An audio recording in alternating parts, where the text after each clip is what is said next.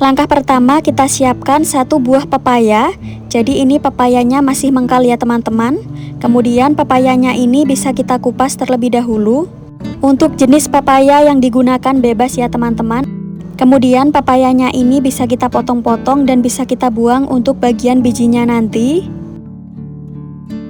Jadi ini saya potong menjadi 4 bagian supaya lebih mudah saat kita memarutnya nanti.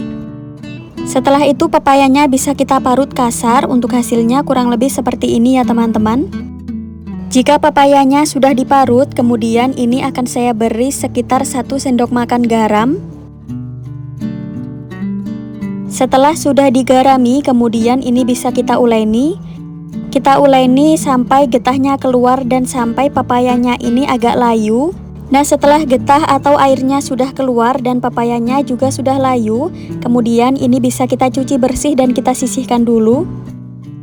Bahan selanjutnya kita siapkan 1 kg ubi ungu. Untuk ubinya tadi sudah saya cuci bersih ya teman-teman dan sudah saya kupas. Kemudian ubinya bisa kita potong-potong terlebih dahulu. Setelah itu ini ubinya bisa kita kukus. Jadi kita kukus kurang lebih selama 30 menitan atau sampai benar-benar empuk. Nah, setelah beberapa saat ini ubi ungunya sudah benar-benar empuk, kemudian bisa kita angkat. Untuk penggunaan ubi ungu bisa diganti menggunakan jenis ubi jalar lainnya, boleh juga diganti dengan singkong. Selagi ubi ungunya masih benar-benar panas, ini bisa kita haluskan.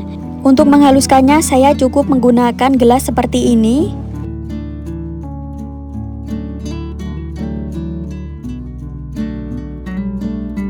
Pastikan untuk tekstur ubi ungunya ini sudah halus.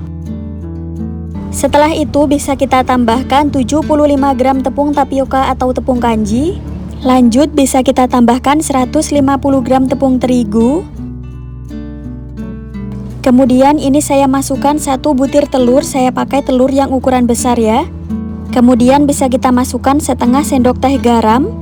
Semua bahan ini bisa kita uleni menggunakan tangan sampai benar-benar tercampur merata.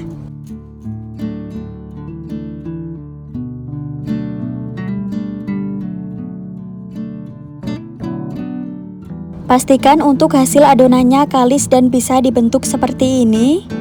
Kemudian bahan kulitnya ini bisa kita sisihkan terlebih dahulu. Kita siapkan pan, kemudian masukkan secukupnya minyak sayur. Lalu ini bisa kita masukkan bawang merah dan juga bawang putih yang sudah dicincang. Ini saya menggunakan 5 siung bawang merah dan juga 4 siung bawang putih. Kemudian ini bisa kita tumis sampai layu dan juga harum. Setelah bawang sudah layu, kemudian bisa kita masukkan 100 gram daging ayam filet yang sudah dicincang kasar. Kita tumis sampai ayamnya agak matang, kemudian bisa kita masukkan pepaya yang sebelumnya sudah kita sisihkan tadi. Untuk pepayanya ini sudah saya cuci sampai benar-benar bersih. Untuk menumis pepaya ini tidak perlu ditambahkan air ya, karena ini pepayanya sudah mengandung banyak air. Lanjut kita masukkan seasoningnya, saya menggunakan lada. Lalu tambahkan kaldu bubuk, bisa juga pakai kaldu jamur. Kemudian bisa kita masukkan juga garam. Ini saya tambahkan sekitar 1 sendok makan kecap manis. Lalu ini saya juga pakai saus sambal secukupnya. Untuk penggunaan saus ini bisa di skip. Selanjutnya ini bisa kita tumis ya teman-teman. Kita tumis pepayanya sampai setengah matang. Jika pepaya sudah setengah matang, kemudian bisa kita masukkan secukupnya daun bawang. Lalu ini bisa kita tumis kembali, kita masak sampai semuanya benar-benar matang. Setelah beberapa saat ini tumisan pepayanya sudah matang. Selanjutnya tumisan pepayanya ini bisa kita tunggu sampai dingin. Untuk bahan isiannya ini tidak harus sama seperti di video ya teman-teman. Jadi untuk penggunaan daging ayam juga boleh di skip. Lanjut kita ambil secukupnya adonan kulit, jadi ini tidak saya timbang, cukup saya kira-kira saja. Kemudian ini adonan kulitnya bisa kita pipihkan seperti ini. Lanjut bisa kita beri isian tumisan pepayanya tadi. Untuk tumisan pepayanya ini juga sudah dingin. Ini saya masukkan secukupnya, kemudian bisa kita tutup rapat untuk bagian isiannya, usahakan tidak terlihat.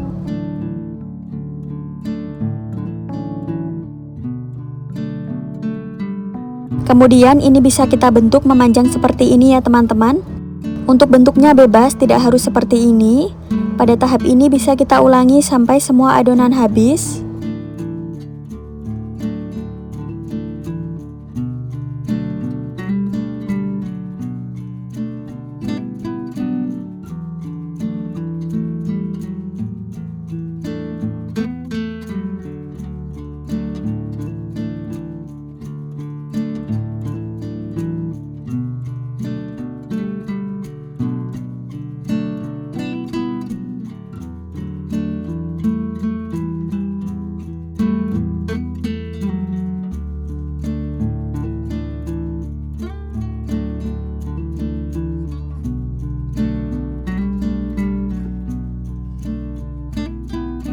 Dalam satu resep tadi menghasilkan sekitar 30 kue.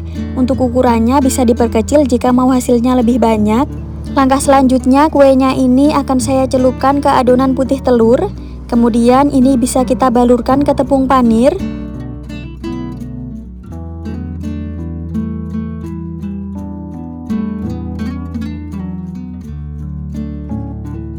Jadi pada tahap ini bisa kita ulangi sampai semua adonan habis.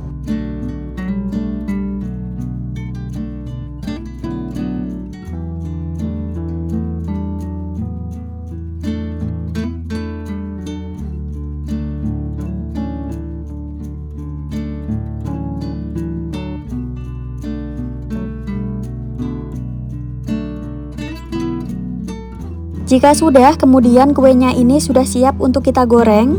Jika tidak mau langsung digoreng, kuenya ini bisa disimpan di freezer dan ini bisa awet sampai hampir 1 bulan. Sebelumnya tadi sudah saya panaskan minyak, kemudian bisa kita masukkan kuenya. Jadi untuk menggoreng kuenya ini cukup menggunakan api sedang cenderung kecil saja.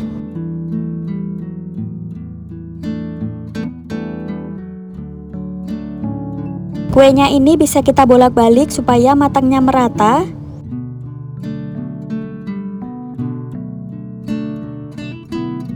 Jika sudah kecoklatan seperti ini, tandanya sudah matang, kemudian bisa kita angkat.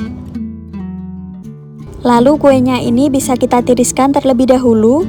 Nah, untuk sebagian kuenya ini nanti akan saya jadikan stok frozen food dan akan saya simpan di freezer. Supaya tampilannya lebih menarik, bisa dibungkus menggunakan paper cup seperti ini dan bisa diberi saus sambal ya. Jadi untuk penyajiannya bisa menggunakan saus sambal ataupun cabai rawit. Kue ini sangat cocok banget untuk dijadikan ide jualan. Untuk harga jualnya bebas ya, bisa disesuaikan dengan harga bahan di daerah kalian masing-masing. Untuk harga yang disarankan, tiap picisnya ini bisa dijual kisaran 2.000-an. Jika mau dijual lebih ekonomis lagi, untuk penggunaan daging ayamnya bisa di skip ya teman-teman. Jadi untuk tampilan bagian dalamnya kurang lebih seperti ini. Disajikan bersama dengan cabai rawit, ini rasanya sangat enak ya teman-teman. Sayangnya stok di kulkas lagi habis, jadi saya hanya menggunakan saus sambal seperti ini.